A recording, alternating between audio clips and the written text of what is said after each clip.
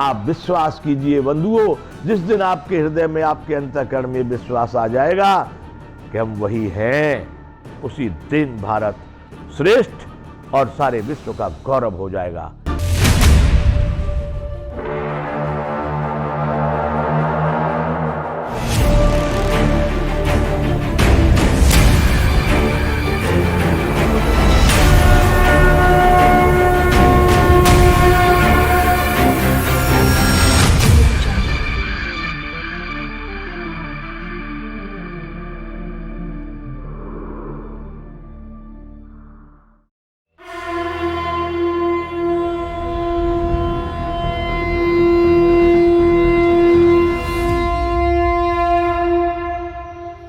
जय विश्व बंधु।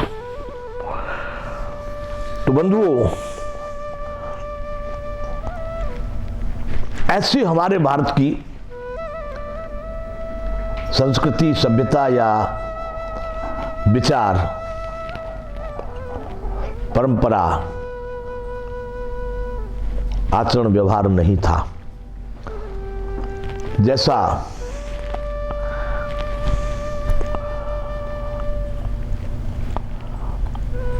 अपने हमारे यहां पति को परमेश्वर बताया गया,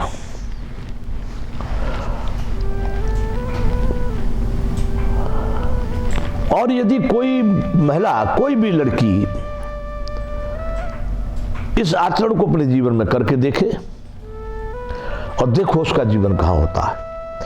उन लोगों के ये विचार कोई गलत नहीं थे, उन लोगों ने जो कुछ निर्धारण किया था वो गलत नहीं था, लेकिन हो ये गया कि यहाँ पर आज जो समय के अनुसार जो भी है, ये भी अभी जो हो रहा है वो ठीक ही है, युग के अनुसार, क्योंकि वहां से ही बताना शुरू किया, उन्हीं लोगों ने बताया सतयुग, त्रेता, द्वापर, कलयुग। हमारे यहाँ 4 युगों का वर्णन किया गया ग्रंथों में। तो ये भारतीय परंपरा ने, हम चाहते हैं भारतीयता, मानवता का सबसे बड़ा दर्शन भारतीयता में है। वो भारतीयता जिसमें जब भारत था, भारत के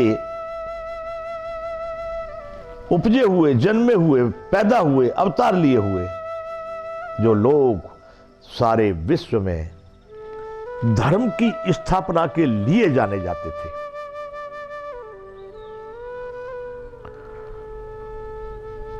तो बंधुओं, हम सबको चाहिए कि धर्म का आचरण किया जाए। धर्म ही किसी व्यक्ति, समाज, राष्ट्र और मैं कहूं विश्व को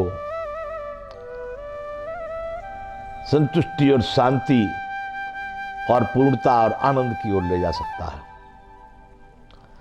और मैं हर बार आपको ये बोलता आया हूं कि धर्म का मतलब कभी आप ये आज जो मजहबी संप्रदाय, जो सामुदायिक और जिनको जो अनेक प्रकार के नामों से दे दिया, मैं इनको धर्म नहीं मानता।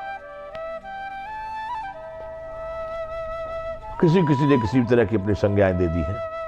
धर्म प्राणी मात्र का एक है, मनुष्य ही नहीं, प्राणी मात्र का एक है।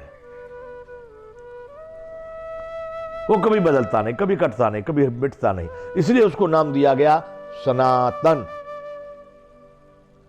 पहले विद्वानों ने उसको सोच समझ के उसको नाम दिया सनातन। वो कोई अमेरिका वालों का नहीं है, भारत वालों का है, भारत वालों का है, उनका नहीं है, नहीं, ऐसा नहीं है। संपूर्ण विश्व के सभी मानवों का एक ही धर्म, सभी प्राणियों का एक ही धर्म। जिनको बोध है या नहीं बोध है, सबका एक ही धर्म। धर्म कभी अलग अलग नहीं हो सकते। जिस तरह से सत्य सबके लिए एक ही है, वैसे ही धर्म किसी तरह से अलग नहीं हो सकता। ये हम देखते हैं, जो वायु हम ले रहे हैं, जो सांस हम ले रहे हैं, जो प्रकाश हम ले रहे हैं, ये सूर्य, चंदा, तारे, पृथ्वी, आकाश, ये अलग नहीं हो सकते। मेरे लिए भी वही है, दूसरे देश वालों के लिए भी वही है, सभी प्राणियों के लिए भी वही है। तो मेरा अभिप्राय है कहने का कि धर्म कभी अलग नहीं है। और धर्म के लिए जो धर्म के नाम पर ये संप्रदाय, मजहब कदाच दूसरी भाषा का शब्द है, ये संप्रदाय और मजहब की कट्टरवादिताओं को लेकर के जो लोग लड़ रहे हैं, वो किसी भी देश के हो, किसी भी मजहब के हो, कहीं भी हो, वो उचित नहीं है। इसलिए बंधुओं, हम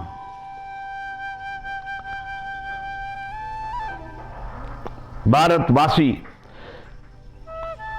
हम वसुधैव कुटुंब की भावना रखने वाले, सारा संसार हमारा, सारा विश्व हमारा, सब हमारे, इसलिए हमने नाम दिया है विश्व बंधु। तो हम केवल भारत की बात क्यों कर रहे हैं? मानवता के अनुसार मैं सारे ब्रह्मांड की बात कर रहा हूं, परंतु भारत की बात क्यों करता हूं कि मुझे उन देशों के, उन भूखंडों के, उन लोगों के रीति रिवाज, आचरणों का पूरा पूरा पता नहीं है। मैंने उनके इतिहास या भूगोल या उनके कोई भी ग्रंथ शास्त्र बहुत ज्यादा पढ़े नहीं है। पढ़े तो भारतीय भी बहुत ज्यादा नहीं है, लेकिन यहाँ की संस्कृति सभ्यता जिसमें पले बड़े हुए, तो उसका कुछ अनुमान तो है, कुछ अनुभव तो है।